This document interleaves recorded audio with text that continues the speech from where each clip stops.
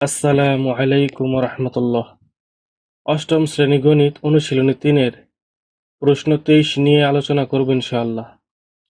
প্রশ্নটি হলো 80 মিটার দীর্ঘ ও 60 মিটার প্রস্থ বিশিষ্ট একটি আয়তাকার বাগানের ভিতর 4 থেকে 4 মিটার প্রশস্ত একটি পথ আছে।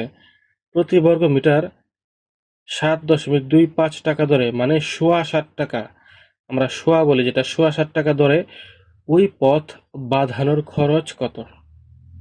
এটা হচ্ছে প্রশ্ন।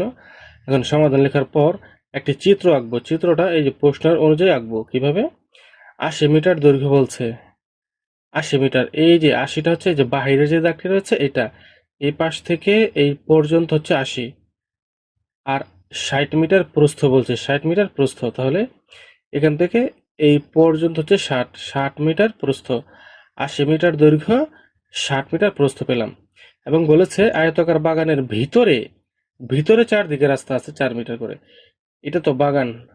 এবার ভিতরে যে রাস্তাটা রয়েছে সেটার পাশ হচ্ছে 4 মিটার, মানে প্রশস্ত, মানে পাশ হচ্ছে 4 মিটার। সেটা হচ্ছে বাগানের ভিতরে রাস্তা, চতুর্দিকে রাস্তা রয়েছে 4 মিটার প্রশস্ত রাস্তা।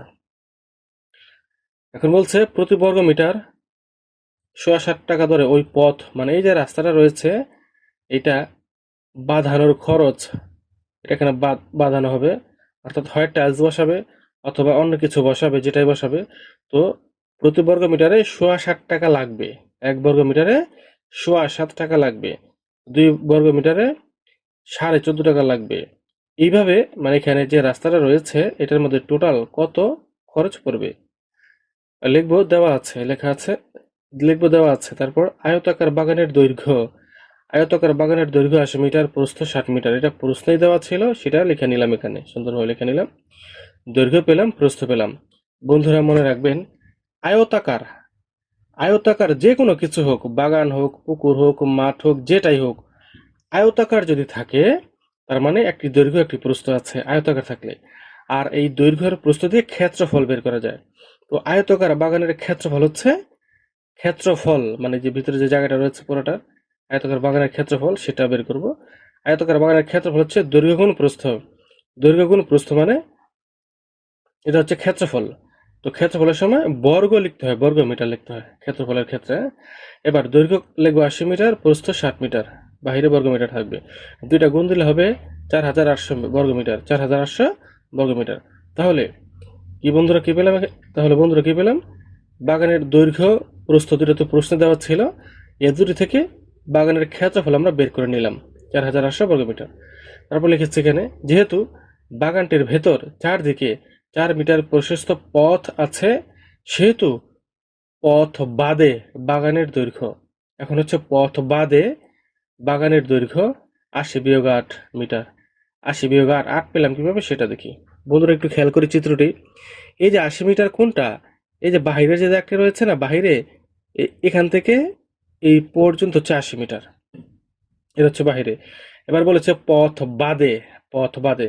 আচ্ছা, ভিতরে তো পথ রয়েছে 4 মিটার, পাশ পথ রয়েছে। এখন এই যে দাগটা রয়েছে না, এই যে এই দাগটা, এই দাগটা, এখন এই রাস্তা যেহেতু 4 মিটার পাশ মানে প্রশস্ত, এখান থেকে এই পর্যন্ত 4 মিটার বাদ যাবে, এখান থেকে এই পর্যন্ত 4 মিটার বাদ যাবে। তাহলে এখানে 4, এখানে 4 বাদ গেল, 8 বাদ গেল, 4 4 8 বাদ গেল। তাহলে এখান থেকে এই পর্যন্ত পুরাটাই তো 80, তাই না? 80, 80 থেকে এই পাশে 4, এই পাশে 4, 8 বাদ গেল, এই যে 80 থেকে 8 বাদ গেল। এটাই লিখেছি পথ বাদে বাগানের দৈর্ঘ্য। পথ বাদে বাগানের দৈর্ঘ্য 80 - 8 মিটার, মানে 72 মিটার। এবার প্রস্থ, এবং পথ বাদে বাগানের প্রস্থ, পথ বাদে, আচ্ছা প্রস্থ 60 মিটার, কোনটুকু 60? এই যেখান থেকে শুরু করে এই পর্যন্ত হচ্ছে 60 মিটার। তাহলে বলতে পারি না যে এখান থেকে এই পর্যন্ত তো 60 মিটার। এবার এই 60 যে রয়েছে, এবার ভিতরে তো রাস্তা রয়েছে আবার 4 মিটার করে। তাহলে এই পাশে 4 বাদ যাবে, এই পাশে 4 বাদ যাবে, 4 4 8 বাদ যাবে। 60 থেকে 8 বাদ গেলে কত হয়? 52। পথ বাদে বাগানের প্রস্থ হচ্ছে 60 - 8 মিটার, মানে 52 মিটার হবে। পথ বাদে দৈর্ঘ্য পেলাম, পথ বাদে প্রস্থ পেলাম। দৈর্ঘ্য পেয়েছি, প্রস্থ পেয়েছি। এখন আমরা ক্ষেত্রফল বের করব। পথ বাদে বাগানের ক্ষেত্রফল, এই যে দৈর্ঘ্য প্রস্থ পেলাম, দুইটা গুণ, দৈর্ঘ্য 72, প্রস্থ 52, দুটা গুণ দিলে হয় বর্গ মিটার, দুটা গুণ দিলে কত হয়? 3744 বর্গ মিটার। সুতরাং পথের ক্ষেত্রফল কত হবে? 4,800 বিয়োগ 3,744, দুটা বিয়োগ কি হবে? 1,056 বর্গমিটার। 1,056 বর্গমিটার। পথের ক্ষেত্রফল পেলাম 1,056 বর্গমিটার।